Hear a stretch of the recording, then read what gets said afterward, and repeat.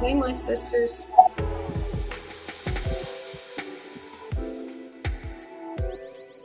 Hi, everybody. Welcome to Silver Sisters Speak. We're back again, and today our topic is redefining femininity. But before we get into that, I'd like to reintroduce my sisters. I have Traci Byerly, unapologetically gray. I have Sheila. Sheila's 50 plus, and I'm Adelina, Fly Granny BK. And we're diving into femininity today. Sheila, you want to take it away? Yes, I certainly do. And I just want to clarify that we are not here to necessarily give you any advice. We're here because we found that this is a topic that many people, many women and men over 50 want to hear about. They want to know and they want to hear, they want to see people that look like them, that have the same issues that they do, and experiences. And really, let's just talk. We're here to communicate. So we decided on redefining femininity because we need to refresh. We need to refresh sometimes. Sometimes we think that we're doing things and we're really not. Just ask your significant other if you really want to know. But I'm the kind of person that I'm the older person in the group, and I grew up in the 60s. And the 60s, feminists, not femininity. We were feminists. We had all kind of movements going on, women power, black power, all kind of movements going on, and we became a little hard in the 60s because we were power to the people. Okay, and that wasn't bad because it was a great experience for me. But then I felt like I lost a little something along the way, so I had to pivot myself back into a feminine state, and it wasn't easy. It took a lot of time. And I can remember even in the 80s, I went to a singles Bahama trip, men co-ed singles, and a guy got up and he said, a really a successful guy too, and he said, "I want women to stand 10 feet behind, to walk 10 feet behind me when I'm walking." The whole room just blew up, men and women. And I was a loud one. I'm not gonna lie. I was loud about it because I'm like, excuse me, I'm not walking 10 feet behind nobody. And da da da da da da da da. And the funny thing is, the lady that was there knew him and she said, "You all think he was joking? He's for real." And that's just the way I was back at that time. So that's what I thought, I should be like. But fast forward, as I matured, and it wasn't an easy thing. I had to mature into being a feminine woman because it's just not just me, but so many women have so many things that have happened to them that make them a hardcore. We've had to endure a lot of things. We had to endure things from other people, from our significant others, and from friends. And so we got a little hard. But if I'm in front of an audience now and I ask you guys, if particularly women, how many of you have drawers and closets full of lingerie? And then I believe more than half the women would stand up. But if I said, well, how many of you wear them for yourself? And then half of those women would sit down because we think that we can only be feminine for someone else a lot of times. But you have to be feminine for yourself. What do you guys think? Yeah, that's true. And to kind of piggyback on what you said about, really the generation before us, like we're only one generation from our parents being totally submissive, like the women back in that day, they were just like quiet, demure, but they were more feminine. Um, but for us, and especially for me, when I was a single parent and like you becoming a feminist, I am woman, and just being strong. But the truth is, we did have to be strong, like you said, Sheila. You know, a lot of us were just raising our families alone, and we had to be mom and dad and just do everything. And it causes a little bit of hardness, probably not deliberately. It just happens because of everything that you're handling. And you kind of lose that edge. You know, you find yourself talking a certain way, behaving a certain way, kind of out of necessity. I've always been feminine, but during that phase of time, I would say like the 90s, 2000s, and you know, going through divorces and all that, it does make you hard. Um, but femininity today doesn't mean that you have to be hard. You know, you can still maintain your grace, your elegance, and you know, be feminine in a relationship and kind of balance it out. What do you guys think? I believe that we all have a mix of feminine and masculine within. However, because being feminine is usually objectified, and because in a lot of cases, and we've all had our moments when we were single parents, had to be mom and dad, like you said, had to exercise that more. So at this point, when Mr. Right comes in, or Mr., can we trust you?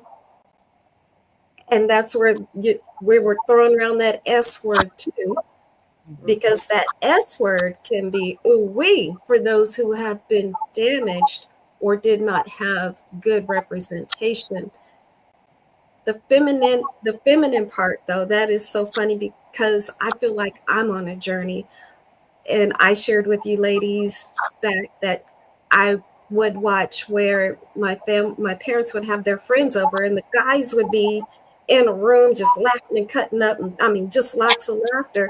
The women, they had their share of laughter, but they were in the kitchen, and there was just something about seeing the kitchen and weren't, in my eyes, having as much fun as the guys in the room. And it's just, my mom was superwoman. She was that woman that would have the house spot clean. I mean, just you could eat off the floors almost, laundry done, cooking, everything.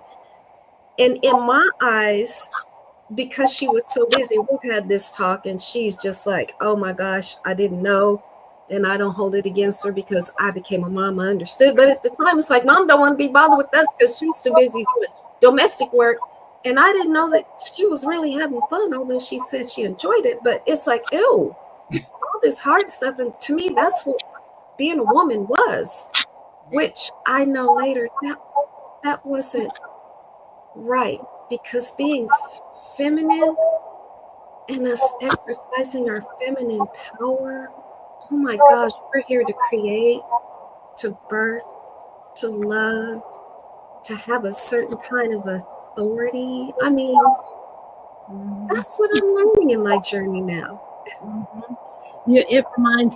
I know this is a little off the wall, but it reminds me of I was working with a person, I was selling t-shirts, and then there was another woman, she had another business, but the way she was very feminine and she knew how to use her feminine wiles, right? I'm not saying we have to go to that extent, but I would see how she would turn it on and then the guys would swoon. You know, there is some magic to the femininity, so we can use it to our advantage, and you know, just naturally, not manipulatively. But I think we all have that within us, and it's magical. And guess what? I think it's what men want, to complement them. They really do. If you think about Maya Angelou when she talked about phenomenal woman, she said people wonder why when I walk in the room, men just drop what they. People wonder when I walk in the room, men just drop what they're doing and they look at me. They wonder what that magic is. That magic was that femininity that she had. And that's what people misunderstand. They think it's all about beauty. And men really want us to be soft. They want us to be nurturing. They want us to be emotional Hmm. with them. That's what they want. They want really, even with submissiveness, they want a mutual respect. And sometimes we forget that because we get so busy thinking about things we have to do at home, at work, whatever, and we don't think about their need for us to really take on that femininity, I should say. They really need that, and they want that from us. And a lot of times, all we have to do is ask them. You know, You're and reminding. I'm sorry. Go ahead. no, ask them, and they'll tell you exactly what they want. But the problem is, you also have to listen when they tell you. Well, and it reminds me, I don't know if you guys listened to Wendy Williams back in the day when she was on the radio. I used to listen to her every single day, and it was so funny. She used to have a little segment, and she would call it Soft and Pink. And she would turn on this music, and she said, I like to be soft and pink. And that meant, she wanted to bring out her feminine side and, just exactly the things that we're talking about. And I'll never forget that, she was talking about it back then. This was in probably the early 2000s. She was talking about women being too hard and too edgy. And the thing is, today, men, I think, want to claim their masculine power too, because there's so much talk about toxic masculinity. I love a strong man, and I'd rather he be strong. So, we've had our time of being strong. So I just think it's time for us to reclaim our femininity, and um, it doesn't have to mean being submissive. It's our power, and it's not weakness. It's about confidence. It's about grace, and again, about balancing out that masculine energy. Right. And when we talk about femininity, when we talk about dating, I'm not sure if I'm. Can you hear me? Okay. If we talk about dating with femininity, I think that that's something that we ought to consider, and that that women ought to consider when they're seeking a mate, when they're out, when they're doing whatever they want to do. We always want to have on that hat, that feminine hat. And we talked before about how I couldn't believe that women were upset when when Monique said, "Listen, I'm at the airport, and why are you all walking around with bonnets and pajamas on?" And why did they get upset about that? I couldn't even understand. We don't need her to tell us what to do, and we want to look good when we get where we're going. That is something that, and of course, it was some older women that were speaking against that too. It wasn't just the younger one. And what I said is that they haven't been taught. They haven't been taught because, first of all, why would you want to go out? I don't even. My husband don't even want me to go to the garbage can. Bonnet on. You wearing that? I'm like, look. Okay. So I'm like, the neighbors could be looking at you, you know. But so I think we have to teach our younger women as well, but we have to be aware of that because I'm really like that when I'm out. I'm looking at people. I'm a people watcher, and I'm thinking how we really need to teach people, whether they're old or young. We need to teach the value of being feminine. And it doesn't mean that you have to be a doormat, right? Does somebody have some other sound going on? Because I hear like a reverb, or somebody have something else playing. I just asked in the thing if somebody had a fan on. Oh, okay. Okay. Yeah. But yeah, it doesn't mean being a doormat. You have to know your limitations. But again, I think men, especially established and professional men or successful men, I think they appreciate a feminine woman. Absolutely. And I love that we keep driving home because feminine is automatically associated with being weak, helpless. Right. That's not it. Again, we have authority.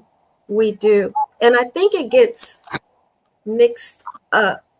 And I'm going to draw the roots back. All right. So I'm hitting at everybody. Let me just preface right here. We're all on here. We're Christians. We're believers. But at the same time, too, we don't knock what other people believe. So those of you who don't believe, don't hit that turn off button. You stay with us, okay? But I went back to church. And it just so happened that I was in a meeting and they were talking about submission. And at the time, I was going through a separation and into a divorce. And I'm like, wait a minute. If we're being abused, you mean we have to stay in it? Oh, yes, you have to submit to your husband. And the pastor happened to walk past and he heard me in an argument with these ladies because I'm like, I'm not about to submit to someone who's doing blah, blah, blah. He not only rebuked me in that Bible study, I became the sermon on Sunday. And then we had a visitation at another church for a pastor and first lady anniversary.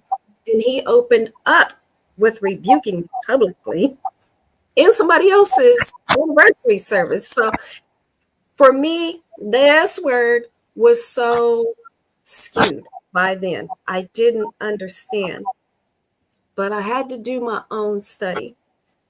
At the end of the day, if we want to look at this, God does not even force us to submit. So therefore, a man is out of order if he is forcing a woman to submit. And for those of you ladies who are playing wifey, be careful. I mean, if we're going to follow this biblical, let's follow it all the way. It is a beautiful spiritual connection. Submission is supposed to be as powerful and as loving and as connecting as making love.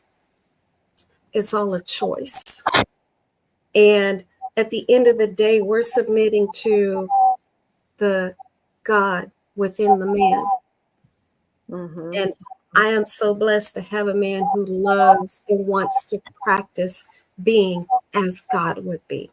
Mm-hmm. Not every woman is fortunate like that. And I've been on that side where I was not. But I'm speaking to you. You do have a choice. Mm-hmm. And I know submission is thrown down our throats. First of all, if he's not your husband, you don't have to submit anyway. Right. Because at the same time, too, if we're going to use those verses, there were about 4 verses that pertain to us, but the rest of the 9 pertain to him. And he has an even bigger responsibility than we do because he has to treat us like God would treat people in the church. And we are simply to respond to that love. So that freed me. And I hope that it frees you too. Well, I like what you said. If that's not your husband, you don't have to be submissive. And I agree with that. But I think that you should be respectful. And I think that you all should be working toward a goal that brings about positive submissive, because all submissive is not good. And I think that we misunderstand being submissive too. And we think that a lot of times we think that because that's what we were taught, either biblically. A lot of pastors taught that you know that you bow down and all of that, but that's really not what submission is. Really, it really isn't. So you just want to have that relationship where you something your a significant other is feeling good about you, feeling good, rub their hair or rub their back or just simple little things. You know? And so no, I agree. You don't have to be totally submissive, but you do, have to show a mutual respect for each other. And if he's not a godly man, he is not worthy of submission. So, I think we need to put that line in there, kind of like what you said, Traci. You just have to understand that You don't have to, just because you're in a relationship, submit to everything just because he's the man, especially if he's not worthy of it. But I wanted to talk about being soft, right? A little bit more, because there's a little bit of mystery to our femininity, and I think men appreciate that too. Like just our feminine nature, to really work with it, and it also attracts men, right? Masculine attracts feminine and vice versa. But maintaining that mystery, that allure of being sexy, feminine, it's okay, ladies, it's okay. They told us that we had to be hard, but we don't have to be hard. We can be strong, and we don't have to be, masculine about it. So, we just kind of wanted to put that on the table and throw that out there. What do you ladies think? You know what? I think it has a lot to do with trust. When she feels that she can trust, she can take down that exterior wall of hardness, and she can rest because she can trust. And when we trust, we do get a little bit softer. We get a lot of bit softer when we know that we are secure. So, men, if you're listening and you are trying to disarm that hard woman, I would say that doing what you can to make her feel secure here and here. If you can touch her mind and her heart and she knows it's safe, dude, you got the world. That's the key. That's the key. I like disarm, what you said, because a lot of us have layers of hurt, heartbreak, disappointment, divorce, whatever it is. It's layer upon layer upon layer. So it may not be easy for us to trust again and to love. So we have to be open again. But yes, they have to work with us on that. And we have to work with them too, because it's in reverse as well. Right. You have to peel off the layers, because when you talk about dating in your 50s, 60s, 70 and beyond, you have some baggage. And compromising is very, very difficult, because you're so used to being a party of one, whether you're a widow or divorced or just never been married. So compromise is a key. But to your point also is that um, men need to understand that women, a lot of times it's confusing, because we say we might like nice jewelry or nice clothes or a fur coat or a nice car or whatever, but then there's something about us that still does not. We still, it's that one thing that we still haven't got. So they may think that you just never happy. Whatever I do for you, you're never happy, but that's not it. What it is you haven't touched our spirit. So you have to. The spirit is that inner woman that you need to touch, that just makes you shiver all over. So, and you be purring like but a lot of men don't understand that, because they think it's about what you give them, what you give women, brother, but it's not. It's about how you make them feel. And really, my spirit is 10 times better than anything else, because that takes me on an emotional high. So I do, I'm there, because we built that trust in each other, and that's how you do it. And it's also, we're used to doing things for ourselves, by ourselves, and to kind of relinquish that to a man who's willing to do those things for you, suddenly it's foreign in a lot of cases, and then you're looking at him with the side eye. What does he want beyond this? So it's trust on both sides. Right. Absolutely. And if anybody's listening and it's like, it's all about the women, well, what about the men? Hear us.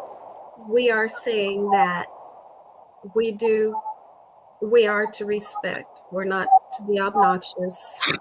If you've got a woman who is being obnoxious to you, then question why you are in that relationship. Are you rescuing, or there are some men that have a propensity to be abused? I question all of that. So saying that, femininity, how do we bring that back? And as my big sisters were talking here, because I'm the baby of the group, I was thinking about how do we bring it back? And sometimes I think about what happens if we go back to the little girl before the world got to her and what it was like. I don't know. What do you guys think?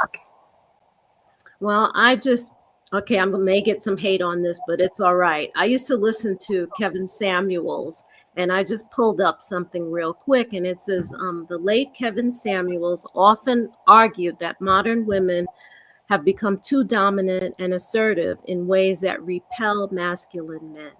While women need to be independent, the key is balance, being strong, but also leaving space for a man to be provider and protector. And again, that's kind of difficult because we've been doing it all. So I think just being open, just being trusting, and it all takes time. I think that it takes time and repetition, really. You have to, you just can't try it once. You have to make a effort to be what is feminine or submissive, whichever one you want to call it or how you want to do it. I think it takes the effort because we have gotten away from that, and rightly so, because we've had to endure so much. But it's still possible, and it's still something that if we're talking about being in relationships, getting relationships, it's still something that needs to be done. It doesn't mean that you have to be the one that cooks or you have to be the one that cleans, but you all work together. It's a compromise. I think that once you find that you compromise, it works better, and then you feel good about yourself. If you feel good about yourself, um, you that's automatically that's a win right there. You feel good about yourself. That makes you want to do something to brighten up that relationship, or you want to do something for yourself.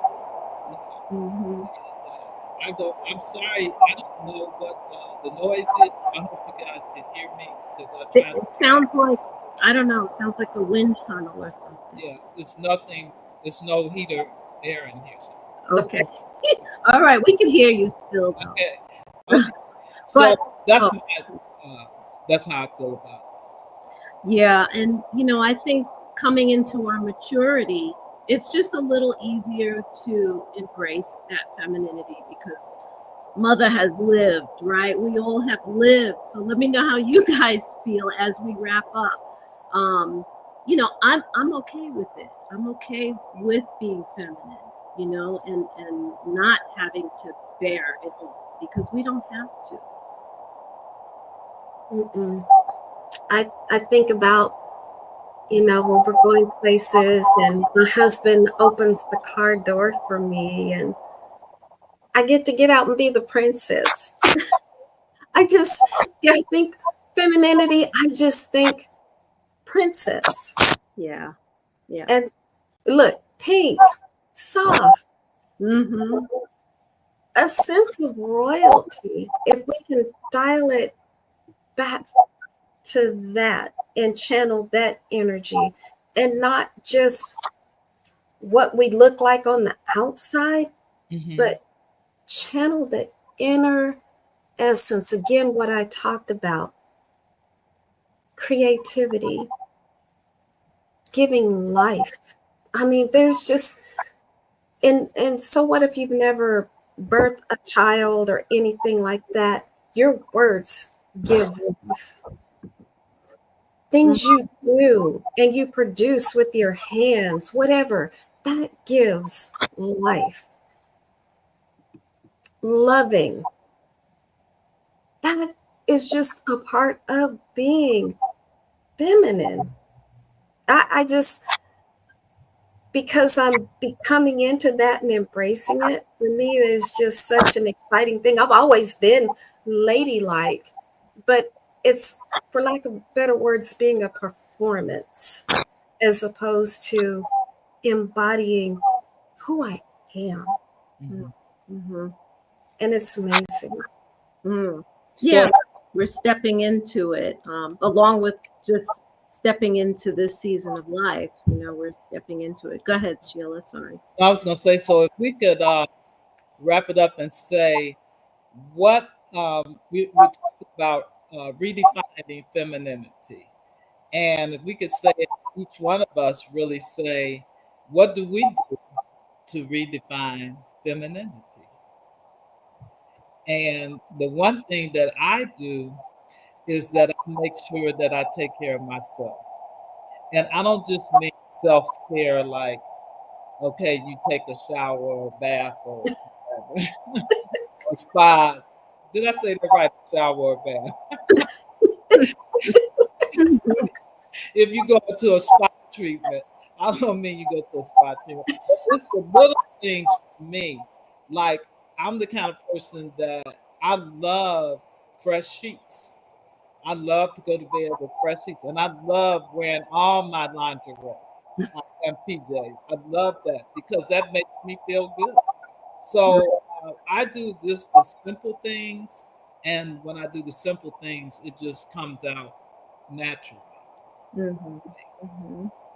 That I love that. I love that. I also, well, I like things to smell nice. I like things to feel nice. I'm not like you, because when it's cold, I'm not putting on my sexy lingerie. I will put on my thermals and be warm, okay? And he has to deal with that. But anyway, that's just me. But when the summer comes, I'll bear some skin. But I think spiritually too, because I like to pray about, Lord, help me to be a better wife, because I know I've messed up before. I've had messes of relationships, and I want to do better and be better. And whether that is being feminine or emotionally available or whatever, for me, that is important. I think I kicked it I off. just wear heavier PJs too. Just call me Eve.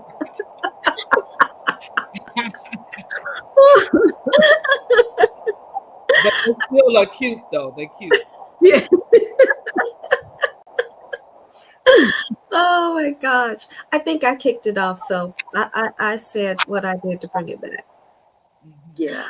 Oh, yes. So while we're wrapping up, let me just be sure to put up, first of all, anybody who's watching, please go to the YouTube channel. There is a Silver Sister Speak. Channel. Subscribe there. Yes. Like it there. Share it. Go there.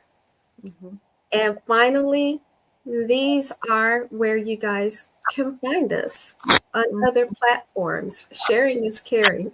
We share each other's audiences, and we would love to have you all on all of our platforms. But whatever you do, make sure that you go to Silver Sisters Speaks, because we're eventually driving people there. We're moving over there, and we just really want to thank you for joining us today. We appreciate each and every one of you. We would love your comments. We would love your any questions or any ideas you have for future podcasts. We would love your ideas, and if we are of value to you, definitely drop a like and share. We appreciate all of you. Anything else, ladies? I just want to thank people for joining and look forward to seeing them next time because we need this conversation. It's a conversation. We do need it. Men and women, we need it. And we're going to have the men on again at some point. We'll let you know, so stay tuned. Yes. All right. With that, Traci, am I missing anything else? I think we covered everything. No, we're good. Well, until next time, y'all. Mwah. Over and out. Bye. Bye-bye.